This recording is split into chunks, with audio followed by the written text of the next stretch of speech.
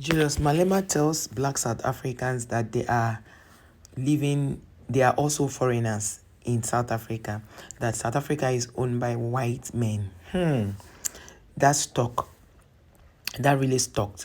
But I hope they understood where he's coming from. So I watched this video where a lady was trying to explain that Operation Dulala, is it Dululu or Dulala they call it, that they were able to bring out some people who are foreigners out of different companies and different offices and send them back, and they lost their jobs, so and they had to put in South Africans. And when they put in the South Africans, people were happy, oh, they've won and all. So the question the lady who owns the channel was asking is, so now that the Operation Dulala had left, have been able to win that particular aspect of it, the question is that the end of it? Just like I asked in previous videos, is that going to sort the problem? With South Africans now begin to work hard and know that they need to fend for themselves? Will they not blame everybody but themselves? So when I said that, I watched this lady. She explained that it is really not nice that they keep blaming African countries, other African countries, of being the problem, that they are suffering and all that, that about 2 million people cannot even feed, that is other African countries truly the issue. And then Julius Malema, she showed a statement Julius Malema made. That statement read that, like Julius Malema explained in his own video, just like I don't like playing videos of other people here so that it doesn't give me reuse content. I try as much as possible not to do it because I suffered reuse content twice this year, and I stayed off YouTube partnership for 6 months until just recently they reduced it to 1 month each. So I'm trying my best not to fall into that, because sometimes people will say, oh, I post the video, let's see. When you now post it, you are the one that is going to face the consequences, and I didn't want to suffer that. So immediately that happened, Julius Malema now told Black South Africans that you are protecting people, the white people who own about 85% of the wealth in South Africa. They are the minority, but they own the wealth of the place. You people live in hostels. You pay rent to live in hostels. The last video I did, I mentioned it, that where they live looks like an abattoir, the abattoir of Nigeria, where they stay in doing all of those, cleaning the meat. Now, this Julius Malema is saying that you are protecting the whites' property. As far as it's concerned, the whites built the South Africa they are living in. That they did that's the same mistake Cuba almost had. So if you really, that Nigerians are not the ones controlling your economy, Namibians are not the ones, Kenyans are not the ones controlling your economy, Somalia are not the ones controlling your economy. It is those few majority whites that controls the economy. And on top of that, people are still driving black African, your fellow Africans that are black, they are driving them. At the end of the day, one day they will wake up also and kick you out. And I used to say this thing in my videos. I say, these people you are fighting for, they are not your friends. When the whites wake up one morning and say, this South Africa, we don't want you here. Some people say it cannot happen. It can happen. It can happen. Because gradually, while you are busy on social media fighting Nigerians, Zimbabweans, and other African country people, they are busy amassing wealth for themselves. The time you are supposed to use to make ends meet for you, you are using it to fight other people that you don't have any business fighting. Anyway, let us read the comments. Somebody say, good morning, everyone in our motherland, Africa. South Africans, please stop calling Africans foreigners, because we are tired and hurt enough of discrimination amongst us. So you discriminate your fellow black, and then you welcome the white. It doesn't even make sense. And Julius Malema has said it, that the real people who are your enemies are living in your country. They are the ones who are not making life easy for you, but you are fighting people who do not even add to anything in your country. He made mention. And then this person say, wow, hate each other, but yes, sir, to the real enemy. You hate the blacks, but you say yes, sir, to the real enemies. This one say, Africans need to unite and fight the system, not each other. They will never hear. They will never believe this one, self.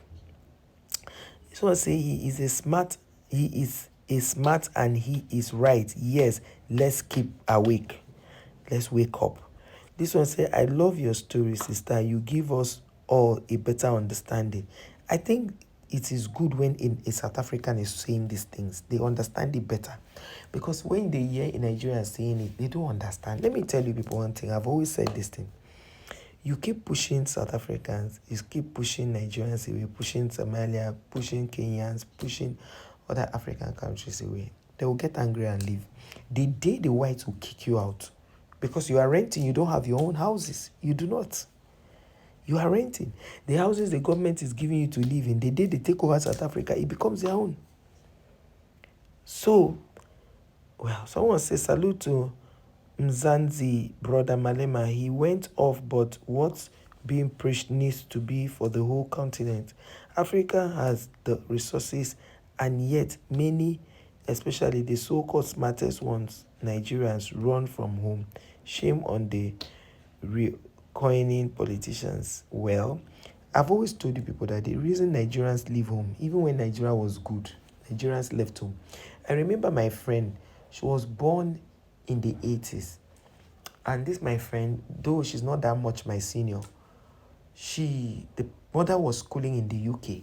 That's to show you that Nigerians, even when Naira was stronger than the dollar, Nigerians still schooled outside. Because they believe in going outside to learn from other people. And that is why in Nigeria, there's something called NYSC. That's the youth service we go for. After you finish your first degree, you go for that one for 1 year. They post you to another state where you did not school to learn the culture of those people. That's just the reason. So when Nigerians travel, it's not because Nigeria is bad. It is because there are two things that make Nigerians travel: to learn from other people, and when the government policies are not favorable to the citizens. You cannot come to Nigeria and hear someone ask you, are you a Nigerian? Go back to your village. No. You don't hear such conversations in Nigeria. This person say, "My will do everything we can to protect our country." Keep protecting. It didn't concern us. This one say, while they are scapegoating their fellow Africans, the people of easy, you know, the easy, you can't mention them, and other European countries are flying in by the plane loads. Exactly. He said flying in means passport, also meaning legally. See, the thing is, Julius Malema say, when you say people are foreigners, he said you black South Africans are also a foreigner, because what do you own? What do you own? What exactly do you own? Mention one thing you own, and all of them couldn't say anything. The same Julius Malema they are fighting is the same one that their present president is following his blueprints to govern the country. This one say, may God bless this man, long live the CIC. This one say, call us xenophobic. We are happy with that. It's time to fix our country. All of you are always fixing your country on social media, not in real life. This one said, what are African government doing for their people? You see, I expected that South Africans and other African countries should hold African leaders accountable. Me, the best thing is I've always held African leaders accountable, not my fellow African country people. No, they are not the problem. The leaders are. But South Africans is like, very soon, we'll have to remove them from the continent of Africa. Let them go and find their way, because the level of hate is too much and it's not good.